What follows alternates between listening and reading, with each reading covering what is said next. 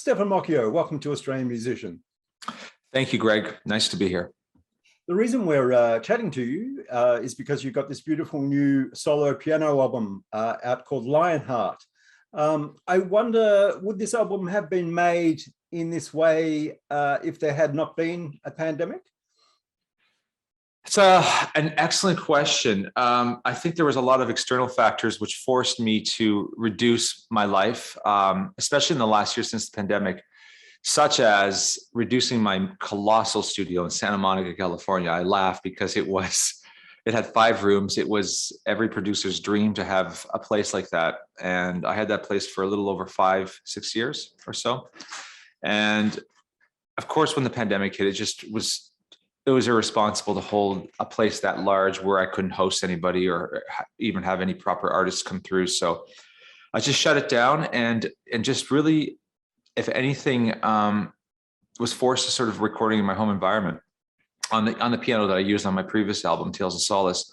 But there was something very intimate just about kind of like living and breathing the environment. I mean, where I live currently right now in Los Angeles in Laurel Canyon, it's a stunning place. It's a privilege to live here. So it was a great place to be quarantined for the last year. Of all the songs on the album, why is Lionheart the title track? That particular piece of music, the title track Lionheart, has such a strong melody. And I made an intentional decision when I first started this album that I wasn't going to hold back on my melodic skills. Sometimes you have piano albums that are so ambient, for example, if you will. I kind of threw the gamut in terms of putting my best foot forward with melody. And that piece is very melodic and there's a nobility to it. And as I was looking for the right title for that piece of music, I kept on looking for the right name of a night. And I came across Joan of Arc. Short story is that Joan of Arc is actually my grandmother's name in French Canada, Jeanne d'Arc, and I came across the word lion-hearted, and that particular word I'd never really seen before, or at least used in such a way that it means bravery, courage, and determination. And it just felt like, given where I was in the pandemic and where I was in my life, that summed it up, and it was just for me the perfect title for this album. Yeah. Do the song titles generally come after the melody? It's a great question. For the most part, I sometimes I may write a song based on an event in my life or for someone in my life, and then eventually come up with the title after. But I do like to sit on the titles because music comes out of me like water. It just bleeds out of me. But the title part, which I believe I do well, but it doesn't come natural to me though. It's I sit with titles for sometimes weeks. Even my last album, Tales of Solace, I sat there for months until I finally came up with the proper title. So, but I enjoy the process a lot. Yeah. Why did you decide to dedicate a song to fashion designer Halston? Another good question. It was the working title on that piece. It was one of the first pieces that I had written for the album. And there is a nostalgic lament, bittersweet sort of feeling to that song. There's some hope to it, but there's more sadness. And I really took a liking to Halston's story as when I saw his first documentary that came out a few years ago, not the Netflix special with Hugh McGregor, that I eventually saw as well, which I thought was amazing. But there was to match the essence and the sort of aura of the particular piece, Halston, I kept on calling it Halston as I was composing it and recording it. And it just represented his bittersweet, his huge rise to success and his tragic downfall when he sold everything off. He sold his creative control and his name to JCPenney. And I just thought there's a beautiful sense of tragedy in all of that, and I felt his pain as I kind of got to know his life. Yeah. And Halston stuck. Halston just stuck, and I kept on. I tried to call it film noir, or had a few other titles for it, but Halston had bite in a good way. And actually, that song it sort of struck me immediately too, because on my first trip to America, I happened to be in a nightclub in New York, and it just happened to be the night that Andy Warhol was giving a party for Holston. So Oh my God, that's huge. You were there? Yeah, it was amazing. What year? Was that in the 60s? 84. Wow. In New York? Yes. Okay. Pub called Wow. Yeah. Good for you. Another song that you've dedicated to a person is Monet. Does visual art always evoke a sonic response for you? Does what evoke a sonic response? Pardon me. Visual art, like paintings or visual art, of course. No, I apologize. It does. I possess synesthesia sometimes, where I see things in colors. I kind of like, for example, if I play you a C major chord, it's yellow for me. F is gray, G is brown, and A is red. And when it came to that particular piece, though, I do surround myself with a lot of books, and sometimes I'll put black and white movies as I'm composing as well. I just like the visual element, but I try to keep it and curate it that it's higher art, just to sort of or pop art sometimes, which is really cool. And I have these beautiful Taschen books, these sort of coffee table books on the Impressionistic period. And as I was writing that piece, I wasn't inspired, ironically, but his garden at Giverny just happened to provoke the title. So as I was writing it, I actually explored a lot of this very vivid sort of like very hopeful piece of music. And I find it helps me a lot. It drives my harmonic palette so much when I'm composing music, the visual element. Yeah.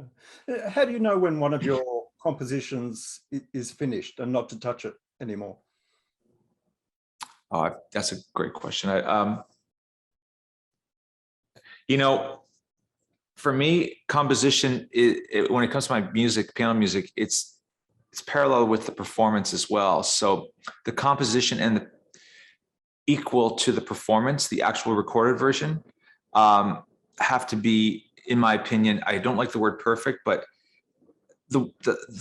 there's a handful on this album that I don't think I would touch again. Halston's one, Lionheart's one. Monet is, wow, I recorded over 75 takes of that. And I did at least 30 at a ridiculously fast tempo. So I was kind of going like, I know this is, we're not going to hear the piano, but I was going. And eventually I settled on like,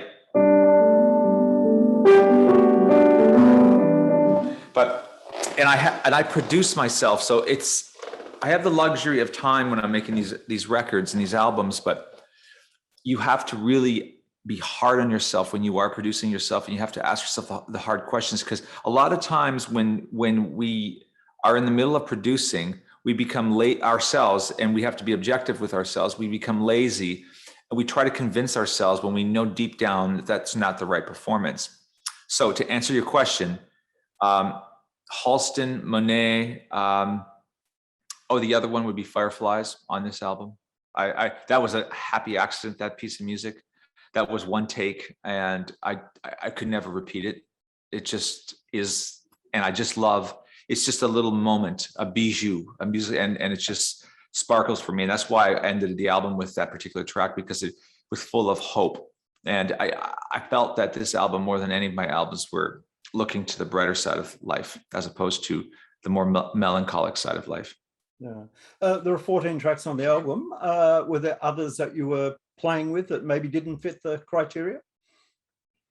It's funny, again, there's at least 12 or 13 on a cutting room floor. This track called Castles in Spain, which didn't make my first album. Again, it's not, they don't make them because they're not good. It's because they just didn't fit the sequence. And, I take tremendous pride in sequencing albums still in this age. And I always loved that particular piece of music. So Castles in Spain on this particular album was not recorded for Lionheart. It was actually recorded for Tales of Solace. And again, that one was another one taker that I couldn't repeat. And I just kept it as a little musical gem. And there was other pieces, and there was one called Fuoco that I think I spent 4 days on, and I was convinced it was going to be the big piece of music on this album, and it didn't make it. It's just like, it's what you think is, what you think isn't, is like, it's just it's life. Yeah. You could probably choose any piano you wanted to write on and record on.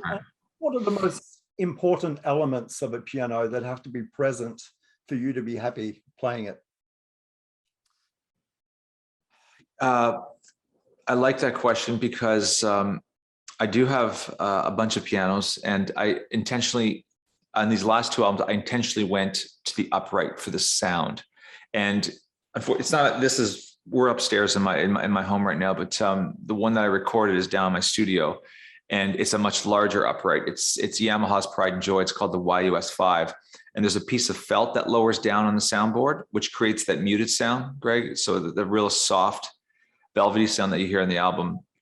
And that's just where I am right now as a pianist, as an artist. I possess a beautiful concert grand Yamaha as well that's stunning, but it's awfully loud. It's a big sound, and I'm not trying to do bombastic piano albums at this point in my life. So I just work closely with a great team of piano technicians that I have here in Los Angeles, and we just reshape the hammer. So I'm constantly looking for the action to be great, and the hammers and how they produce a beautiful sound on the piano. Yeah. And what about the room that the piano sits in? How important is that to the sound? I laugh because I had the perfect studio in Santa Monica for so many years, and I came to Laurel Canyon, and the vibe may be even nicer in my studio in Laurel Canyon, but sonically I had a lot of challenges. I had a lot of birds. So I was contending with birds either mating at night or in the morning at the most craziest hours. So then during the daytime, you have all the gardeners that come out and deal with everyone's properties. And just because I have the most finite microphones, and we recorded at the highest fidelity at 192K 24-bit, we hear everything. So it posed for a bit of challenges, but I have to laugh about it. And I wasn't laughing about it during the process, but now I am. But I was swearing a lot as I was recording this beautiful, tranquil music. What important lessons have you learned about recording piano over the years? Wow. I learned all the rules on how to mic a piano, and I no longer engineer myself, but I used to, and as a producer, and I know all the sweet spots. But here's what I will say: you don't need all the fancy microphones and gear. You do need, say, a pair of quality stereo microphones to capture just left and right. But once you have 2 to 4 maximum microphones on the piano, I have 6. But that's just because we were doing things in Atmos sound for Apple, and we were doing it in 5.1 sound. But you don't need a lot of microphones on the piano. It just really comes down to the performance. It really does. And as I said, the difference between myself and most pianists is that I produce myself, and I also know how to edit myself because I spent my life editing some of the world's biggest pop stars. So I often treat my performances, and I'm not shy, I'm not ashamed. I tell people, even though I am a very skilled pianist, as I said to you on Le Jardin de Monsieur Monet, I recorded well over 75 passes. So I think you have to know that I just know that it's important for your environment. To answer your question properly, you want to be comfortable, and you want to just be as honest as possible with the instrument. That's really what it comes down to. It's a conversation between myself and the piano.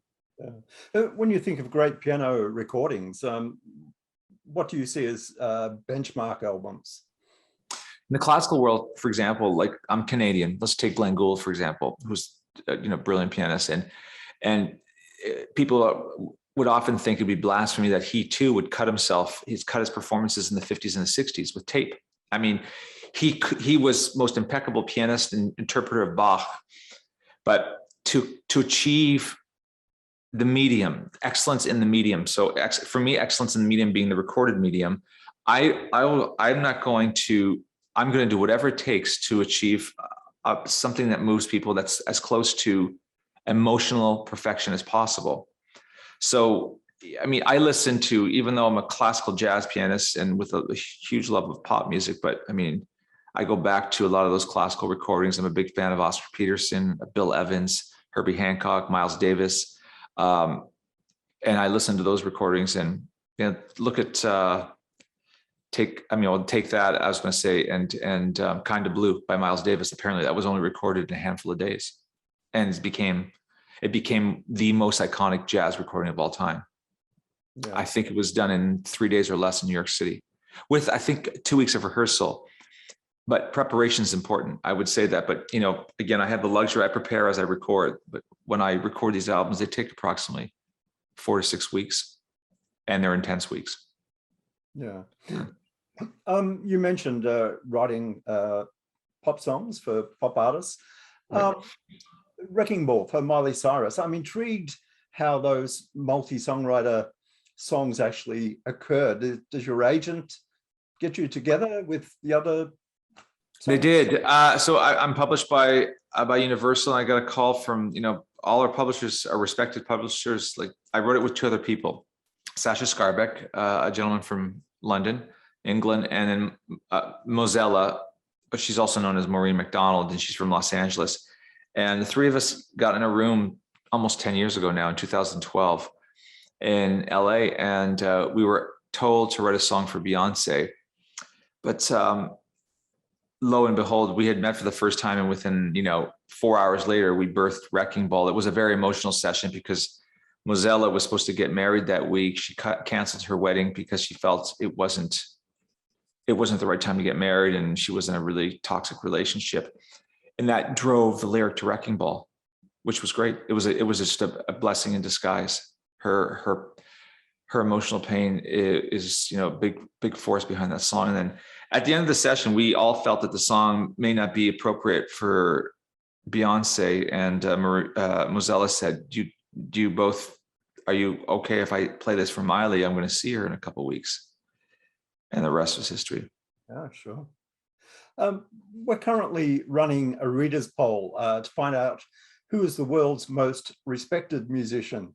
Wow. When you think of the word respect and musicians, who do you look up to in the musician community?